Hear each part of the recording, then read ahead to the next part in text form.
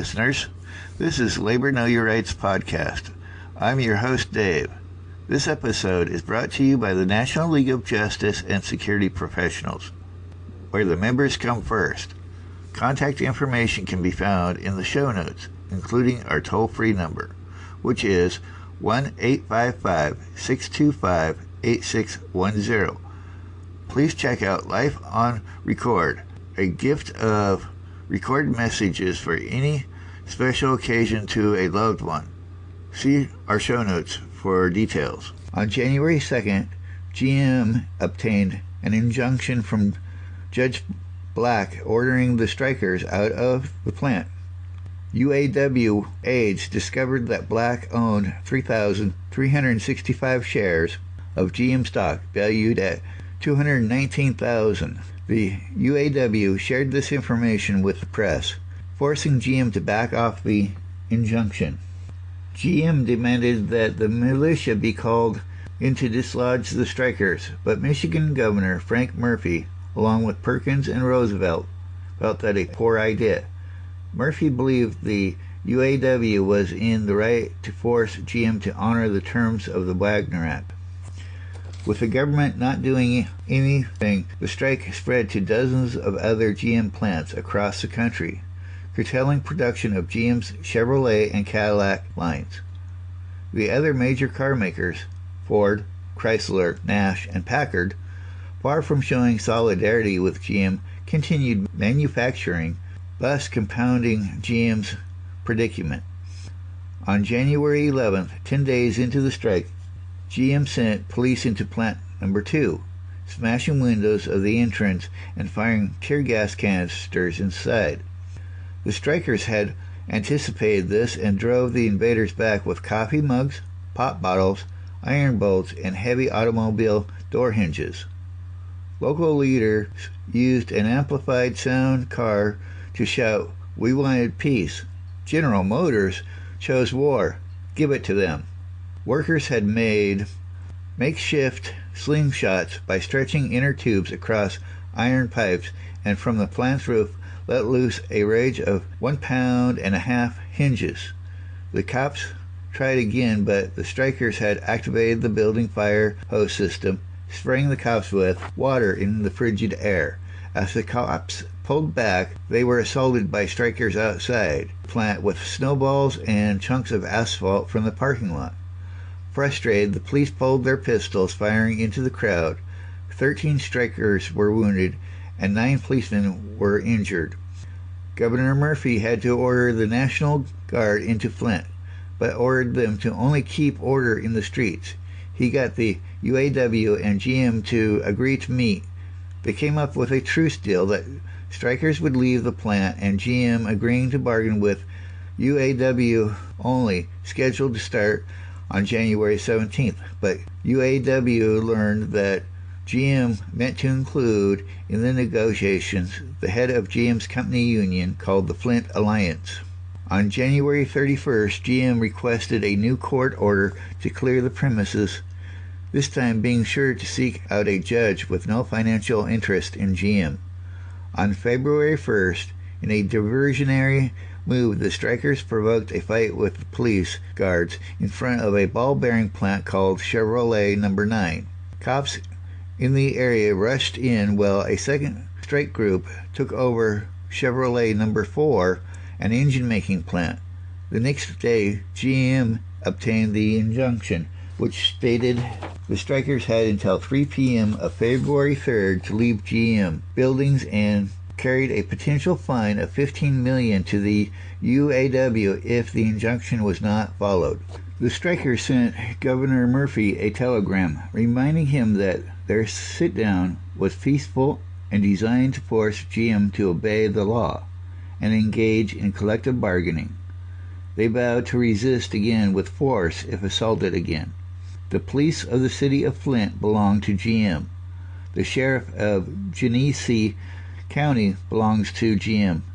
The judges of Genesee County belong to GM. It remains to be seen whether the governor of the state also belongs to GM. Murphy would not call in the National Guard to enforce the injunction, but arranged for Knudsen and Lewis to meet. On February 11th, 45 days of the sit-down, a 4-page agreement was reached. The workers would end the sit-down for 6 months, and GM would bargain only with the UAW. It would not interfere with workers seeking to join the UAW or blacklist workers who had struck. The firm also to call off the court injunction and address workers' grievances. The UAW failed to get the 8-hour day or the 30-hour week it had sought, but it had set in motion the process that would ultimately unionize the U.S. auto industry. In the aftermath of Flint was the last result that most worried Main Street. Was suddenly the sit-down strike was everywhere, in textile mills, glass factories, breweries, and even Woolworth 5 and Dimes.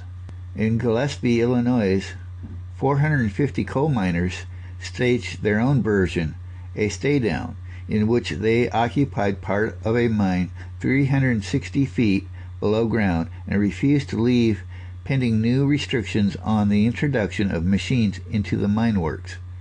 Even members of a National Guard unit that had been on duty at Flint sat down when their pay was not forthcoming.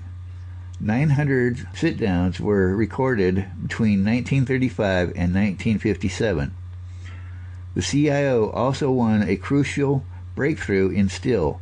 Beginning in 1936, the Steelworkers Organizing Committee, SWOC, chaired by CIO Vice President Philip Murray, which for the half-century since Homestead had successfully resisted outside unionization. The aim was to get the nation's largest steel producer, U.S. Steel, to agree to recognize SWOC. On January 9, 1937, Lewis encountered Myron C. Taylor, chairman and CEO of U.S. Steel, in the dining room of the Mayflower Hotel in Washington. A brief discussion led to several additional meetings over the next few days, in which Lewis set out to persuade Taylor that unionization would bring stability to the steel industry. Taylor was a successful financial wizard brought in to help guide U.S. Steel through the Depression, and as a result, he did not possess the ingrained contempt for unions that often characterized major industrialists. On March 2nd, U.S. Steel, the descendant of the mighty Carnegie conglomerate that had, after Homestead, clobbered unionized steelworkers, formally recognized the SWOC, announced a 5% wage hike, and accepted the 8-hour day and the 40-hour work week. In what became known as the Myron Taylor labor formula, the company also agreed to respect its employees' right to bargain collectively through representatives freely chosen by them without dictation, coercion, or intimidation in any form or from any source. This reversed almost 5 decades of anti-union fervor by the large steel interests. Several other large firms followed U.S. Steel's lead.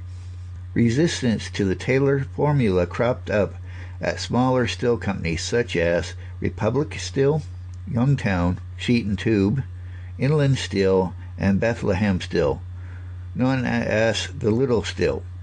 In May 1937, 75,000 workers walked off their jobs, led by Republicans' tough anti-union negotiator Tom Girdler. Little Steel owners at first tried a clever subterfuge, offering to make a verbal but not written pacts with unions, since the Wagner Act did not specifically require written collective bargaining agreements. On the south side of Chicago, on the warm Sunday afternoon of May 30th, several hundred strikers, their families, and supporters had gathered at a former dance hall adjacent to a Republican steel plant to hear a series of speeches from SWOC leaders. Leaving the rally, they began a march towards the gates of the plant, chanting, "CIO, CIO, CIO." 2 young men led the way, holding aloft American flags. Police claim rocks were thrown, But witnesses, however, agree the shooting began before the full group of marchers had even reached the plant's gates. A sudden pop, then another, suggesting it was the police who instigated the assault. The lead marchers turned around to flee, stumbling into their comrades still headed toward the gates. Those who had not heard the gunshots did not understand at first the reason for the sudden retreat. The cops gave chase, shooting at the protesters as they attempted to run across a prairie-like field. Mainly people threw themselves on the ground. Others who turned to fend off the police were savagely beaten down with truncheons. When it was over, 10 marchers lay dead or dying in the grass, and more than 100 were wounded, including 2 children. A wounded striker, Joseph Hickey, told a reporter from his hospital bed, "I went out with the rest of them and started to walk over to the plant. I was about 100 yards behind the head of the line when the uproar began. They were like trapped rats, panic-stricken, terrified. I saw a woman fall as she was being clubbed by a policeman. She was bleeding and looked like she was dying. I ran over to help her and leaned down to pick her up when the police hit me over the head. I was out after that." Little still fought the strike hard, and the strikers eventually gave up. This was a setback for the CIO, but only a short-term temporary one. People's perception, with the Supreme Court ruling on the Wagner Act and the CIO wins in the auto industry and steel, thought John Lewis and Roosevelt were partners in changing America's economy. This made the break between the two men especially disappointing. This started back in 1933 when Lewis stated that the president wants you to join the Union, thus putting words in the president's mouth, leaving him in a spot. In January 1937, Lewis was to meet with Assistant Secretary of Labor Edward McGrady to discuss the Flint sit-down strike.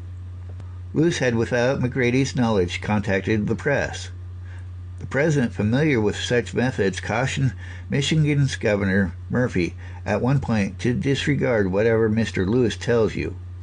Lewis somehow learned of the comment and was furious, and said it was during the winter of 1937, when we were gripped in fatal conflict with GM, that I discovered the depths of deceit, the rank dishonesty, and the double-crossing character of Franklin Delano Roosevelt. The president seemed almost determined to get Lewis's goat that spring, when the CIO was in its fight with Little Still, being impatient with what he termed extremists on both sides of the controversy. Lewis struck back using a nationwide Labor Day radio address on September 3, 1937, after accusing Roosevelt of showing a lack of gratitude for Labor's massive support in the 1936 election. He said, "It ill behooves one who has supped at Labor's table and who has been sheltered in Labor's house to curse with equal fervor and fine impartiality both Labor and its adversaries when they become locked in deadly embrace. Labor feels that its cause is just and that its friends should not view its struggles with neutral detachment or intone constant criticism of its activities." Lewis saw Roosevelt as an aristocrat with an intellectual sympathy for labor, but incapable, by virtue of his background, of grasping the real needs, feelings, and the solidarity of labor, born of common travail. Francis Perkins claimed that the source of the final Lewis-Roosevelt split involved Lewis offering himself as a running mate on the 1940 ticket, an offer Roosevelt rejected out of hand.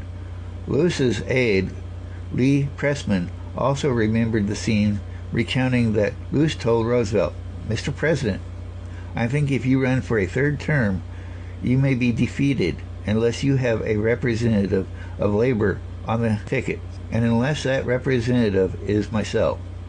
To which the president was said to have replied, "That's very interesting, John.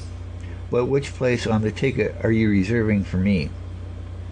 Soon, more substantive issues railed the Roosevelt-Lewis relationship. Lewis was an ardent isolationist who remembered World War I as a time when a reform president, Woodrow Wilson, had misled the nation into an unnecessary foreign war, and then allowed reactionary businessmen and politicians to repress labor and persecute radicals in the guise of national security. He thought he saw Roosevelt headed down the same path in response to the war brewing in Europe, and feared that the U.S. involvement would not only subject Americans to greater horror and carnage, but make America into an imperialist nation, strengthening the power of the large money interests. He assured the nation in his annual Labor Day radio talk, saying, "Labor in America wants no war, nor any part of war. Labor wants the right to work and live, not the privilege of dying by gunshot or poison gas, to sustain the mental errors of current statesmen." Roosevelt and his advisors tried to patch things up with Lewis as the 1940 fall election loomed, but a meeting between the two men at the White House on October 17th went sour almost from the start.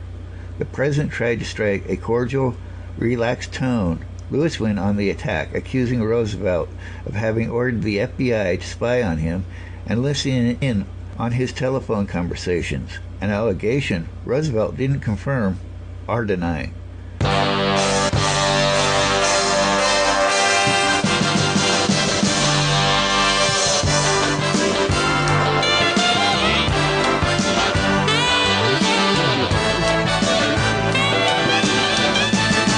Podcast with your family and friends. Please rate our podcast on iTunes. It helps others find us. If you want to contact us to suggest a topic, have a question, or just want to say hi, our contact information is in the show notes, along with our sponsor, the National League of Justice and Security Professionals, where the members come first.